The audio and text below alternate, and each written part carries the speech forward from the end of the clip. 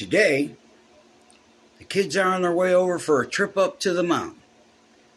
I take them up to Mount Wilson Observatory so we look over all LA and Long Beach. And anyway, since everybody has been liking stories, I'll tell you one.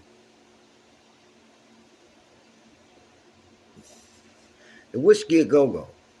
I'll tell you what it means to me. When I was a little kid, I was a dreamer. I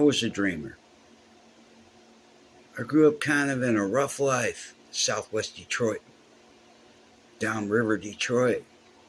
I was a dreamer since I was really little, and I loved music. I had a little pair of headphones on. I had an AM, FM radio on it. I loved music. And I remember when I was real little, Jimi Hendrix had died. Well, I was too little when he died, but it was an anniversary of his death or something like that. And they played this special. And when I seen him and seen that, I said, that's what I want to be. I want to be like that. And he was like my idol. And for years and years, I had Jimi Hendrix posters, everything Jimi Hendrix. I knew everything about him. And every Christmas, every birthday, my mom bought me a new poster, a new something. I still have them. One of the benefits of being locked up most of your life, you still have a whole bunch of shit that you had when you were little. It didn't get discarded. And anyway, that's what I wanted to be. But I was always told, you can't be that. You're not that. You can't be that. You're irresponsible. You're acting stupid. You need to go to work in the factory and bust your ass. And that's what you do. That's what we do. We're blue-collar workers. That's what we do. You work your ass off in there and you save up for a vacation and you go up north. And maybe when you retire, you go down south. Or you work as, nowadays, I guess you work as a Walmart greeter or something because you don't have nothing else to do with your life. But I didn't want that. So I'll tell you a story. Fast forward to I'm out here and this and that. And I was in an industry pro band and all these others. And I put together this project. And the first time I played the Whisky a Go-Go, the first time I had an opportunity, none of it was lost on me. It is the most iconic venue in the world. Anybody who has played there. Jimi Hendrix played there. Janis Joplin played there. The Doors got started there. Chicago got started there. You name it. All the way up through into the 80s hair metal, Guns N' Roses, Motley Crue, you just name it. The first time I played there, I was in awe.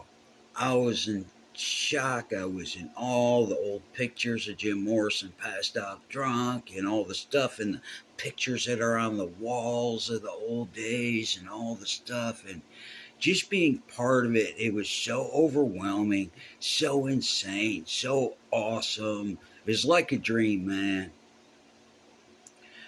Then I would play there again, and I would play there again, and eventually play some landmark cases, some milestones cases. My old lawyer shit popping up. Play some mile markers in rock history, man. Even though it doesn't seem it's as important as it used to be, there were still milestones. They were still part of rock history. I would end up playing with Dave Evans. I met my good friend Lydian, who is the original singer from AC/DC, and who had never played the song Sunset Strip on Sunset Strip. I was part of that, the first milestone.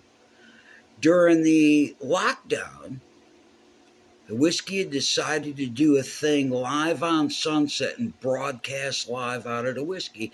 And it had never been done before, ever in history, that you either went there and seen the show or you didn't. But nobody never could sit at home and watch a show with the Whiskey. And we played the first show. There's a funny story how it happened, but we played the first live broadcast out of the Whiskey A Go Go worldwide. And consequently, when things opened up again to the public, we were the first band on the stage. Milestone number 3. There's many more. But when it really hit home, I've played there now, I stopped counting it 30 times. I guess so, or 35. And I stopped counting, and it had been a while ago since I stopped counting. So we changed the way we do contracts and this and that and this and that. So when it really hit home, being part of the Whiskey family, and I tell them all the time, every time I see Jake and Luke and Big Mike, I tell them, guys, this ain't lost on me. It'll never be lost on me.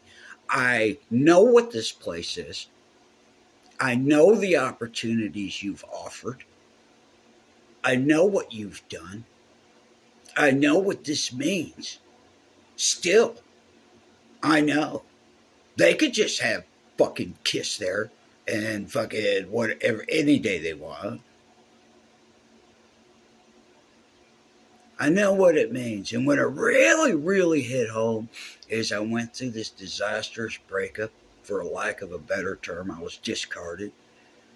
I was a mess. It nearly killed me. It was in bad shape, and it happened right before one of the biggest shows I ever played there. And if you know what I'm talking about, that's part of the thing. It all happens at the right time for maximum impact, and this was part of it. I was an absolute freaking mess, man. But the show's got to go on. So I'm going to do this show. And we go. I'm up the fucking 405. Almost there in a parking lot traffic jam. I forgot my fucking guest list. Oh, my God. I'm like, we got to turn around. We can't turn around. Load-in's at 5. And I'm like, oh, my God. Everything's going wrong. I get there to the Whiskey, and I go in right away always and go up to the office, and there's Jake and Luke and Big Mike. And I walked in and I said, guys, and then Jake said, I was watching what was happening on social media. Are you okay? And I just started crying, dude. I started crying. I said, I'm a fucking mess. And Big Mike got up and says, come here, boy. And he hugged me. And I said, dude, I forgot my guest list. They said, don't worry about it. You're good. Luke jumped on the phone and called to the box office and said, anybody who comes here to see If I Fall, let him in.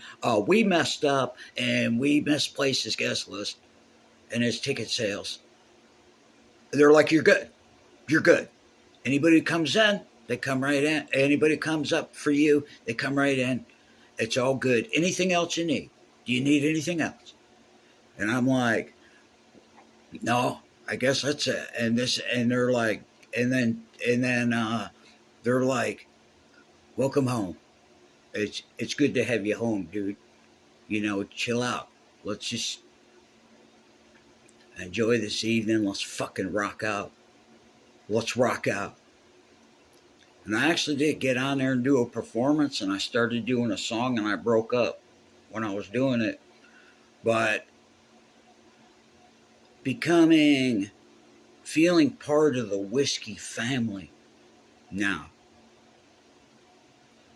Well, for a little while now, I'd never told the story. But your name in the wall, one of your guitars sitting in one of the big offices. It's a fucking dream.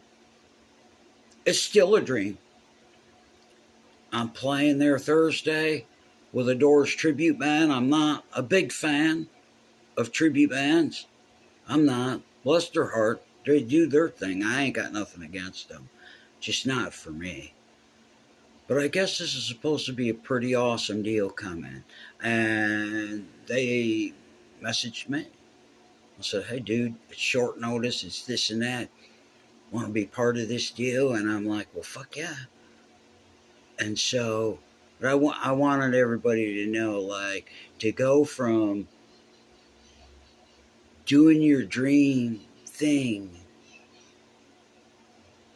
to staying through all these moments and memories and then becoming part of it.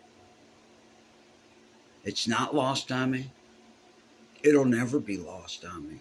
It's a dream come true of unimaginable proportions to this very day. Thursday is going to be a motherfucker. It's going to be awesome. Love you.